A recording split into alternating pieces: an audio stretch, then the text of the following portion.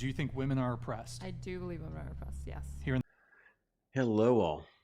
Today we're going to go over a Jubilee video discussing the privilege and oppression of genders in American society. Let's get right into it.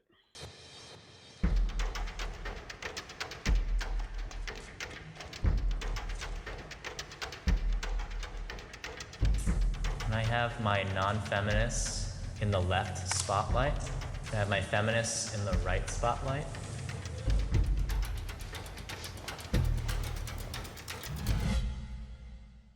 The feminist movement has changed from its original definition.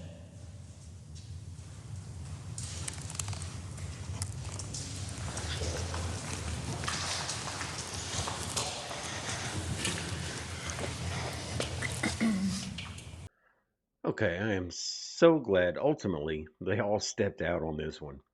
If you don't recognize that there have been 3 waves of feminism with evolving definitions, you don't even belong in this conversation.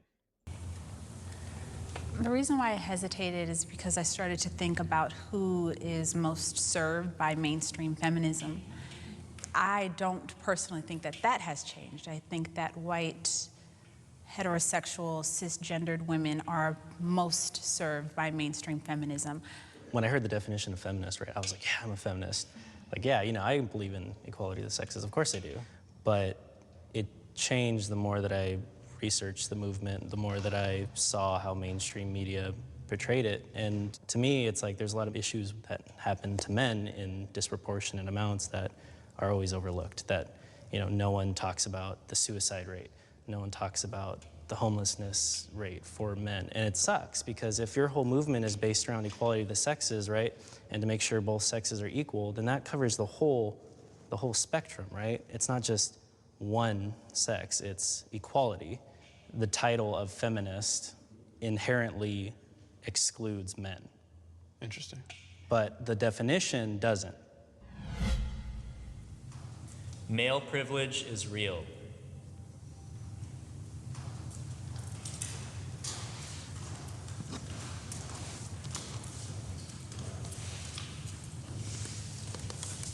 It's not lost on me how many more men are in academia and in higher education. Women are called more often to put their careers on hold in order to have children or for whatever other reasons. That's just kind of the way I see it manifesting most in my life, is just seeing how hard it is to be an intellectual woman in academia. My name is Faith, and I am not a feminist. I am a strong woman, and I was raised by strong women, but I cannot get behind a few of the core ideals of what it often means to be a feminist, so I do not identify as one. My mother is a teacher. She has her master's, she has years and years of experience, and yet her place within the school, her place within, as far as like authority over students, is not the same as a man. And I think that's an inequality that I've just been shown from my mother, who comes home and says, I just had the worst day at work because I was uncomfortable the entire time. Or I had a strange experience with a male student who just would not listen to a word I said. It wasn't connecting, and it wasn't until I brought in the vice principal who was male or another teacher who was male that things could be kind of squashed and covered.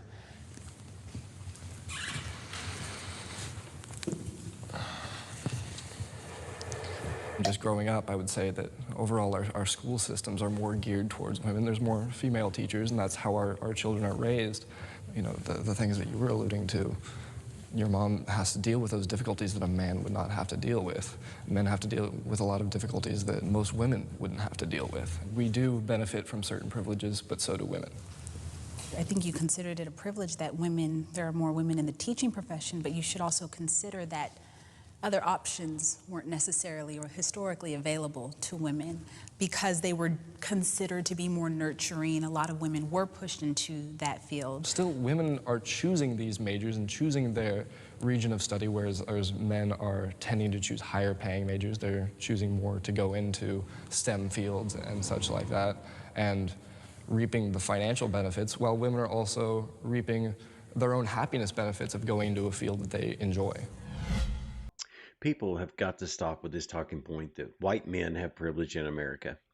The only policies currently in place actively oppress white and Asian men. I know nobody wants to say it, but it's true. The only systemic oppression currently in America is affirmative action and the DEI movement. This slide shows the overwhelming majority of public school teachers are women. 43% of college professors are women. 57% are men. Certainly not a number that demonstrates the patriarchy and systemic oppression. Now, this slide shows that women have outnumbered men in college enrollment since 1980. The woke queen's assertion these options weren't available to women in today's workforce just doesn't hold water. You see it here. Since the creation of Title IX in 1972, women have outnumbered men in college for over 40 years. The Scandinavian countries recently attempted a full cultural revolution where they attempted to remove all sex bias from career fields. Not only did women still choose careers in healthcare and education, while men chose STEM fields, but they did so at an even higher rate than in other Western cultures. Now, they call it a paradox. It's not a paradox, nor confusing at all. New Age feminists, like all of the woke left, want you to believe there is no inherent difference between men and women. It's simply not true, and it's absolutely not a bad thing. We were created to have differences and different strengths and weaknesses so that we can complement each other. The market has determined that some fields pay more than others. This isn't new. Women know which fields pay more, and they still choose fields that pay less. Why? Maybe it's because money isn't the only thing that matters when you're choosing a career.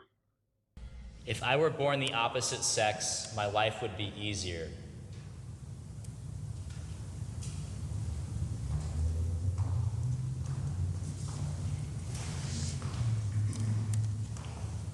I started to walk over just thinking inherently the privileges that men in this society have and how they're able to navigate far easier and all of that stuff. And then I thought what it would be like to be a black man in this society.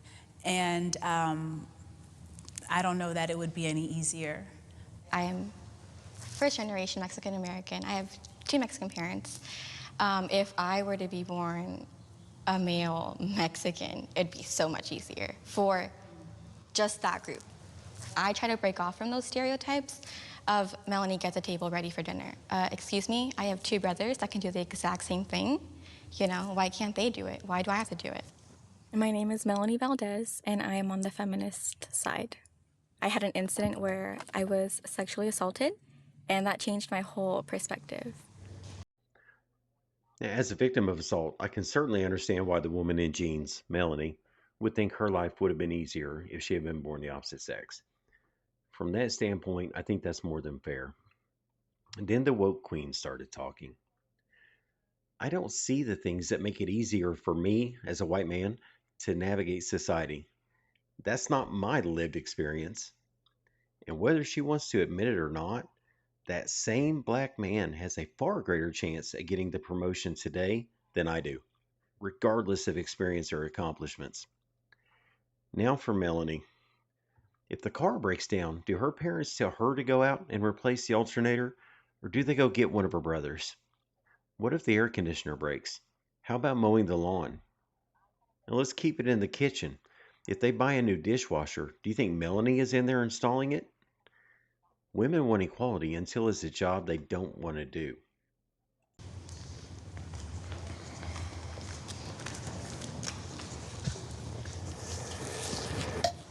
If I was born any other thing than I am, I would have to struggle differently than I have already struggled, and compared to some people in minorities or some people that are white. Some people that are white have struggled more than me. There's always a positive and a negative that you're born with, and it's how you utilize that and get over it that I think is important, rather than focusing on if I was born this or if I was born that. I think it is kind of what we make of it. And I'd almost say that to want to be anything different than what we are is possibly even defeating the purpose of the feminist movement. A big part of feminism is telling women that they're worth it already, that they're already enough. I have a little sister. I have friends who were told by their father, by their older brother, that you are enough. And now they're doing whatever they want because they were told they could. They were given the opportunity from the beginning. And they weren't told, well, if you were a man, you could. No, no, no, no. They were told, you are a woman and you can because of who you are. Not sure that having a community that affirms who you are is enough. Okay. If the society and the structure and the laws and the policies that govern tell you otherwise. My parents told me I could do whatever I want to do. And so I went to law school and I'm an attorney and I write, but I don't make as much as my coworker who does the exact same thing and who I'm probably am more qualified than. The two men make valid points here. Of course, the woke queen wants to reduce the role of the nuclear family. I mean, that's Communist Manifesto 101, and place it back in the hands of society and policies. The queen is so very oppressed by society that she was able to go to law school and is currently an attorney. Does that sound contradictory to anyone else, or is it just me? Crazy thought. Maybe her anecdotal coworkers are making more money because they're working instead of doing Jubilee debates. From the statistics that I read, there was no wage gap, it was an earnings So gap. it's your understanding that there is no wage gap between men and women. Yes, and there's an that earning gap. Different positions, different schooling can also be a factor. You can have the same degree, but from two different schools, and they'll pay someone from a better school different. How the interviews go, even negotiable, entry salaries. Why then are women choosing jobs that pay less? Culture. Men and women need to work together to create equality.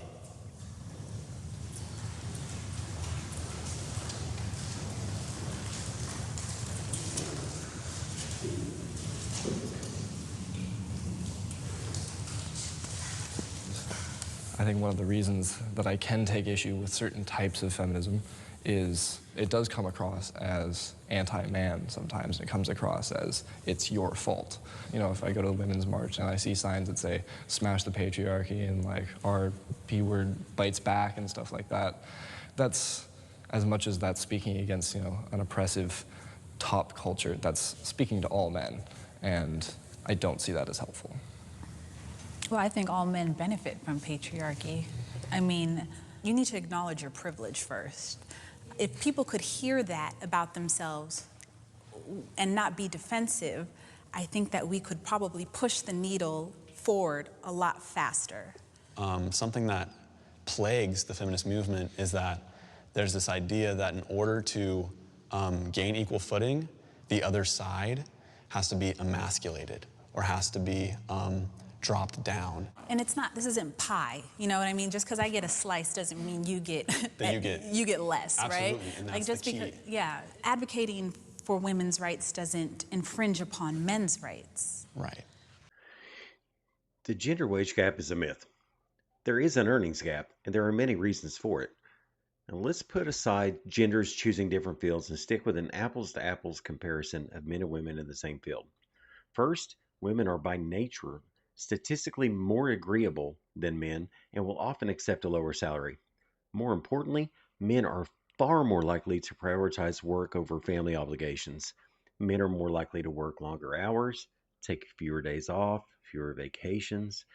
In short, men are statistically more likely to do the things to move ahead in a career than women. And why are we stating that's a good thing and a benchmark women should be striving for? To me, everything I just described is a condemnation on the nature of men more than it's a compliment. I personally have missed many opportunities for advancement in my career because I prioritized my family over work, and I don't regret a single one of those decisions.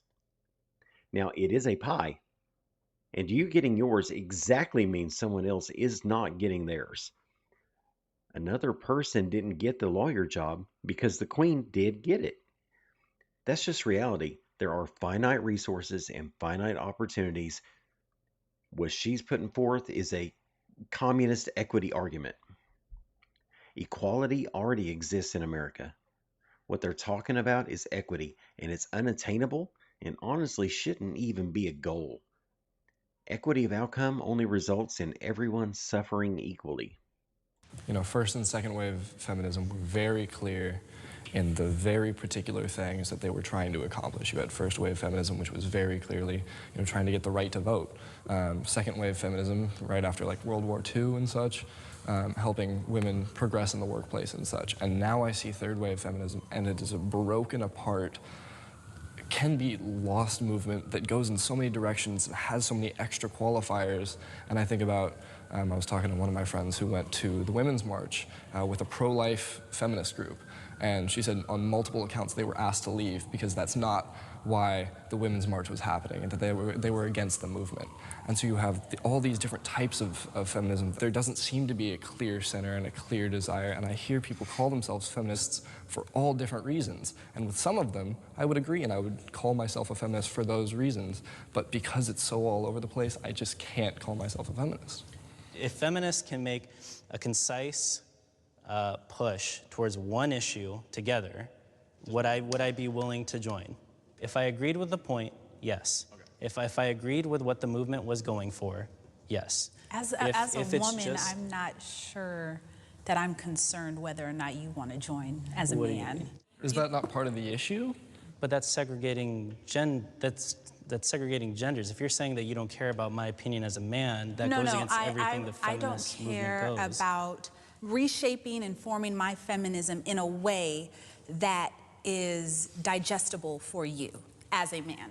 So what's the current one message? The definition of feminism across the board is the social, political, and economic equality of the sexes. Yes. Why are we only talking about the female inequalities? Why aren't we talking about the male inequalities? We do not have the same experience.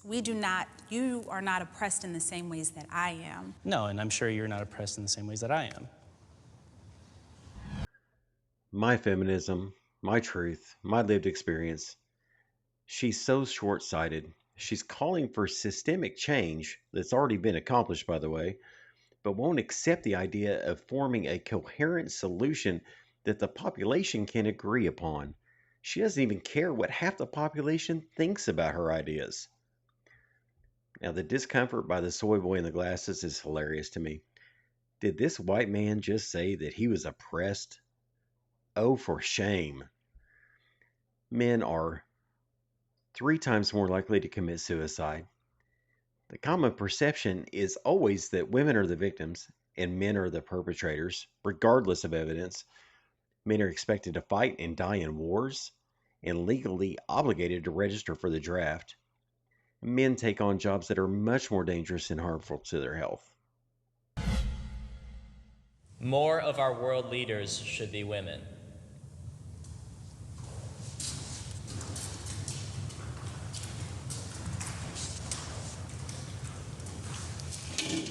Let's talk about, for like abortion, those who signed the bill in the room with Trump, they were all white men.